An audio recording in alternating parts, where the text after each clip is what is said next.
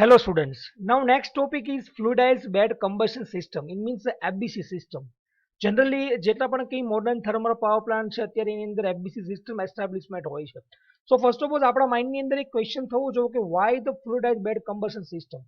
બીજી combustion system છે તો આ કમ્બશન સિસ્ટમ ઇન્વેટ કરવા પાછળનું રીઝન શું? Okay, so one by one સમજીએ તો અત્યારે તમને ખબર છે કે જે પણ કંઈ માર્કેટના ઓઇલ અને ગેસના પ્રાઇસીસ છે ધીરે ધીરે વધતા જાય છે. એના બેઝ ઉપર જે પણ કંઈ આપણે જે પાવર જનરેશન માટેનો જે પણ કંઈ બેઝિક સોર્સ જોવા જઈએ તો માણસો જે પણ કંઈ પાવર જનરેશન માટે કોલ એટલે કે કોલસાને પ્રિફર કરે છે.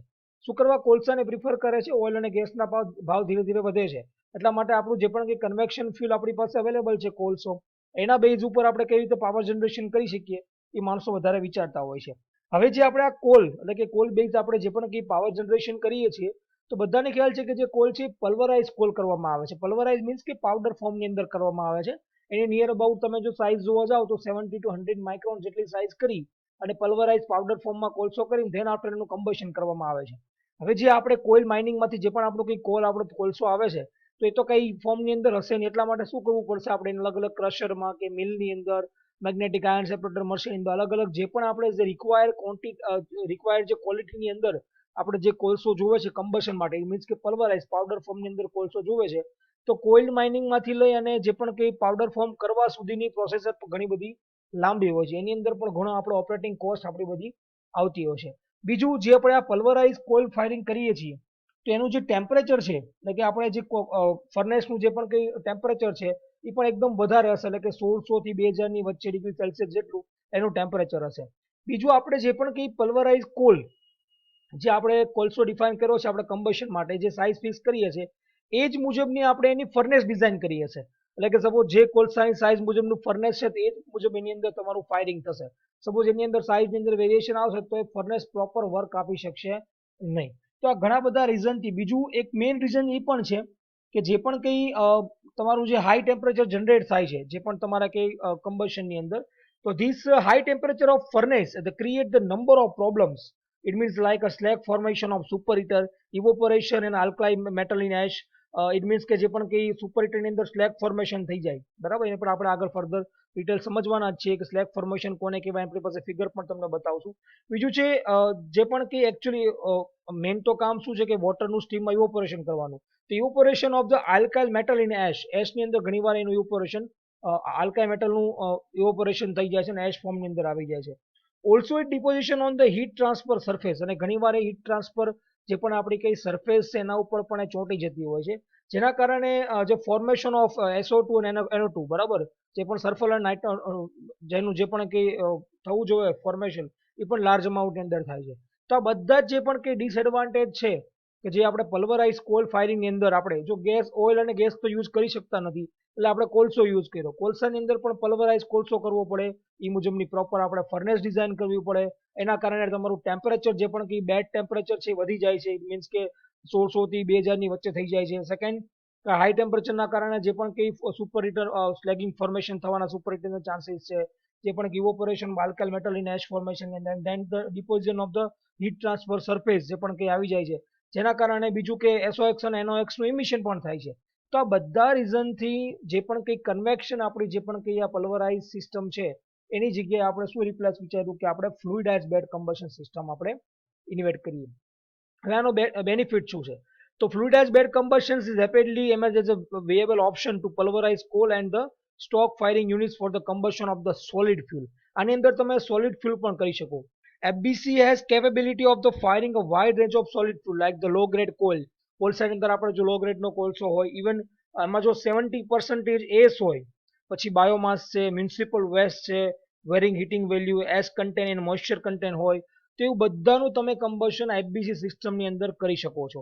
એટલે આમ જુઓ તો તમે FBC system fuel flexible system પણ કહી શકો. આની અંદર સોલિડ તમે ફ્યુલ ફાયરિંગ કરી શકો છો. Second, the emission could be controlled from the FBC unit without the use of costly external scrubber. હવે મેં તમને કીધું કે SOx અને NOx નું જે emission ઘટાડવું હોય તો ઘણીવાર સ્ક્રબરની બધી વ્યવસ્થા કરવી પડતી. જ્યારે આની અંદર જે બેડ ટેમ્પરેચર જ છે એ એકદમ લો થશે એટલે કે 800 થી 900 ડિગ્રી થશે તો જે હાઈ ટેમ્પરેચરના કારણે જે પણ કંઈ ઇસ્યુ થવાના હતા બધા ખાસ કરીને SOx NOx નું emission સ્લેગિંગ ફોર્મેશન જે પણ સુપર હીટની અંદર એ પણ બધા કેવા થઈ જશે આની અંદર નહીવત થઈ જશે. તો આમ જોવા જાવ તો FBC system it is a very important system in a modern thermal power plant, જે પલ્વરાઇઝની અંદર જગ્યાએ રિપ્લેસ કરી છે હવે એફબીસી સિસ્ટમ. તો એફબીસી સિસ્ટમ વર્ક કઈ રીતે કરતી હશે હવે? So this is the basic working principle of the FBC system. By one પહેલા એની ફિગર આપણે સમજવાનો પ્રયત્ન કરીએ.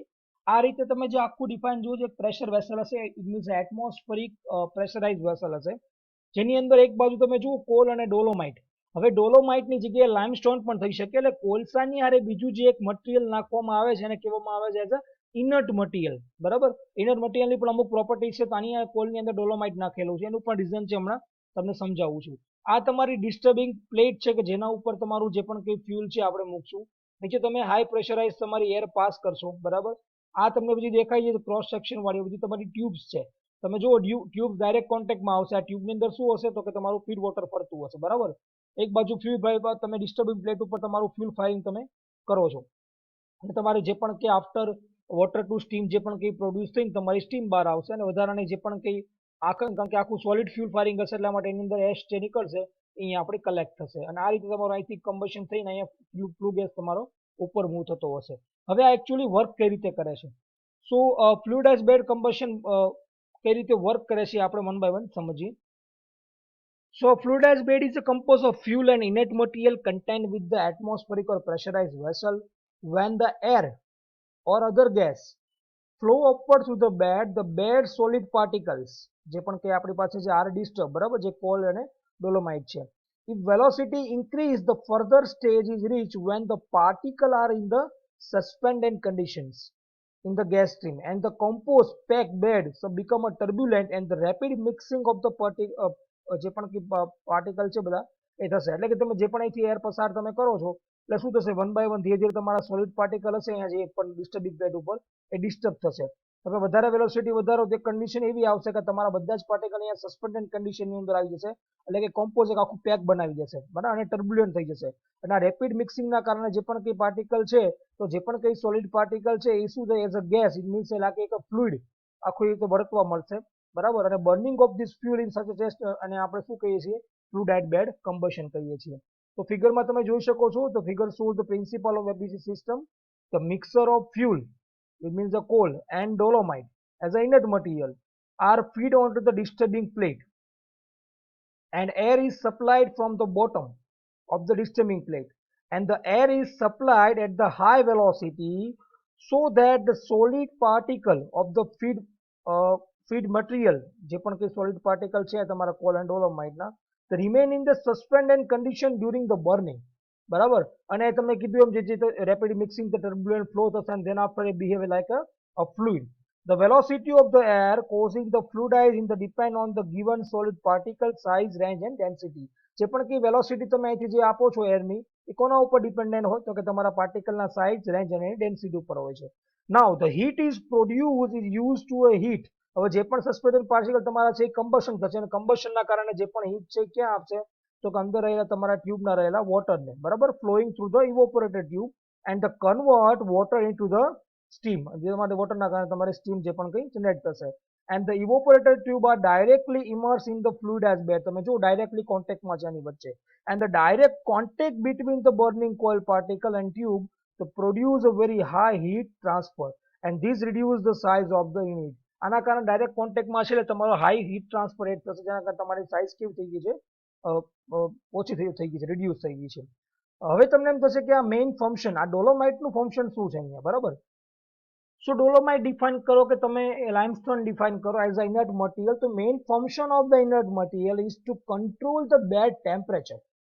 બરાબર, આના બે ફંક્શન છે ડોલોમાઇટનો. First one is to control the bed temperature. The heat released by the combustion is first used to the keeping of the temperature of the inert material and then balance is absorbed by the evaporating tube. એટલે શરૂઆતની અંદર dolomite જેટલી પણ heat લઈ લેશે અને બાકીની heat વધારાની ક્યાં આપશે, તમારી વોટરની અંદર આપશે. Hence the bed operate at much the lower temperature about 800 to 900 degree Celsius. જે 1600 ડિગ્રી થતું તેની સામે અડધું અહીંયા ડાયરેક્ટ 800 કે 900 એ તમારું ટેમ્પરેચર થઈ જશે. બીજું આ ડોલોમાઇટનું ફંક્શન શું છે? The another function of the inert material, it means dolomite, is absorb the SO2 and bringing down the SO2 emission level in 50% of the convection firing method. જે પણ કે SO2 નું જે પણ emission છે એ 15% ઘટાડી દેશે આ ડોલોમાઇટ લઈ લેશે, બરાબર. and the amount of NOx produced is also reduced because of low temperature of the bed. Temperature નું બેડ ટેમ્પરેચર કેવું હશે નીચેના કારણે તમારા NOx નું emission પણ કેવું થશે reduce થશે, and the low excess air is compared to pulverize the fuel firing, and these inert material should be resistant to heat and distinct should be similar density of that coal. It means કે જે પણ આની અંદર limestone છે, dolomite છે, ફ્યુઝલ એલ્યુમિનિયા છે, sintering ash છે, આ બધા એઝ અ ઇનટ મટીરિયલ યુઝ થઈ શકે. એના મેઇનલી બે ફંક્શન છે, આ બેડ ટેમ્પરેચર કંટ્રોલ કરે અને NOx નું ઇમિશન ઘટાડી દે. બરાબર. So these are the basic FBC system. So a fluid as bed is defined as the bed of solid particle behave as a fluid. મેં તમને વાત કરી ફ્લુઇડ તરીકે સસ્પેન્ડેડ કન્ડિશનમાં થશે. Second, when a gas is passed through the packed bed of the fine divided solid particle, if gas velocity is increased, then particle are suspended condition in the gas stream. જે ઉપરનો portion છે flu ગેસનો તેની અંદર, and the packed bed become fluidized bed. આખું bed કેવું થઈ જશે? fluidized bed આવી જશે, ફ્લુઇડ તરીકે વર્તવા મળશે. When the further increase in gas velocity, the bed become a turbulent and the rapid mixing of the particle. એના કારણે તમારું જે actual તમારું જે પણ કંઈ combustion છે fuelનું એ ખબર થવાનું છે. The burning of fuel in such a state known as a fluidized bed combustion, and such boiler is known as a FBC boiler. જે જગ્યાએ આ રીતે fluidized bed આ રીતે આખું વર્ક કરતું હોય, બરાબર, તેને શું કહેવામાં આવે છે? FBC boiler કહેવામાં આવે છે. Now, advantage of the fluidized bed combustion boiler: due to the better heat transfer, the unit size and capital costs are reduced. It can respond rapidly to the change to load demand. થઈ શકે, બરાબર, જેટલો પણ call વધારે નાખો તમે તો વધારે હીટ ટ્રાન્સફર થશે અને વધારે તમારું વોટર ટુ સ્ટીમ થશે. Low combustion temperature: the formation of nitrogen oxide. મેં તમને કીધું કે ઓછું ટેમ્પરેચર થાય એના કારણે NOx નું ઇમિશન પણ ઘટે છે. Since the combustion temperature is low, the fouling and corrosion of tube are reduced considerably. એના કારણે તમારું જે પણ ટ્યુબનું કોરોઝન થવાના પણ ચાન્સીસ ઓછા છે. Pulverised coal is not essential, so cost of coal can be reduce. મેં કીધું કે પલ્વરાઇઝ કોલની અંદર ઘણી બધી માથાજીક થતી હોય છે, ક્રશર ને અલગ અલગમાંથી પાસ કરવા માટે કોઇલ માઇનિંગ જે તમારા ફર્નિશ જે પણ એકચ્યુઅલ તમારું ફાયરિંગ થાય છે ફર્નેસ સુધી ત્યાં પહોંચાડવા માટે, એ બધી કોસ્ટ અહીંયા રિડ્યુસ થઈ જશે, તો કે તમે સોલિડ ફ્યુલ ફાયરિંગ પણ કરી શકો છો. Pollution is control and combustion of high sulphur coil is possible. બરાબર, મેં તમને કીધું એમ કે આપણે પોલ્યુશન NOx નું ઇમિશન તમારું ઘટી જશે તો ઓટોમેટિક તમારું પોલ્યુશન પણ ઘટી જશે. Any variety of coal can be use successfully. સોલિડમાં યુઝ તમે કરી શકો. એશ કન્ટેન્ટ 17% હોય તો પણ તમે એ પ્રકારનો કોલ્સો અહીંયા યુઝ કરી શકો. The combustion temperature can be control accurately. Temperature પણ કંટ્રોલ થશે કમ્બશન, કારણ કે મેં કીધું 1600 ડાયરેક્ટ હાફ થઈ જશે 800. The system can be readily designed for the operation at the rise combustion pressure owing to simplicity of the arrangement and the smaller size. It means operation એકદમ easy થઈ શકે, high પ્રેશરે પણ એટલી simplicity અને design કરેલી છે. And the larger quantity of bad material act as a thermal storage which reduce the effect of any fluctuation in the fuel feed ratio. Large quantity of bed material તમે હો તમારું thermal storage વધશે, જેના કારણે તમારે fluctuation જે પણ fuel feed ratio છે એ પણ તમે કંટ્રોલ કરી શકશો. તો these are the basic advantage of the FBC. FBC બોઇલરના ઘણા બધા ટાઈપ્સ પણ છે જે આગળ અલગ આપણે વિડીયોની અંદર જોવાના છે. બટ જે કન્વેક્શન સ્ટાર્ટિંગમાં FBC બોઇલર આવીને અમુક વીકનેસ હતી, ખાસ કરીને short residence time of the fuel in the bed, ઓછો સમય રહેતું હતું ફ્યુલ ત્યાં, fuel later mixing of air and fuel, the fine solid particle leaving the furnace along with the flue gas. અમુક મોટા પાર્ટિકલ ફ્લુ ગેસની હારે વહ્યા જતા અને very difficult to remove ash and uncombustion. જે પણ કે એશ નહીં હતું એને આપણે કમ્બશન કરી શકતા નહોતા. આ બેઝિક જ્યારે સ્ટાર્ટિંગમાં કન્વેક્શન FBC બોઇલર શું ત્યારે બધી લિમિટેશન છે, પણ આ બધી જ લિમિટેશન આગળ વન બાય વન એને સોલ્વ કરી છે અલગ અલગ જે પણ એના ટાઈપ્સ છે એની અંદર. તો આપણે હવે પછીના વિડીયોની અંદર એ બધા આપણે પાર્ટ્સ અલગ અલગ સિલેક્ટ કરશું. ખાસ કરીને FBC બોઇલરની અંદર તમારી બુકની અંદર જે PDF સાથે એટેચ કરી છે, તો પેજ નંબર 52, 53 અને 54 ત્યાં સુધી તમારે જે પણ કંઈ છે બધું કન્ટેન્ટ આની અંદર રીડ કરવાનું છે આ વિડીયો બાદ. And then after you move to the next classification of the FBC boiler, જે પણ કંઈ છે આપણે સ્ટડી કરશું.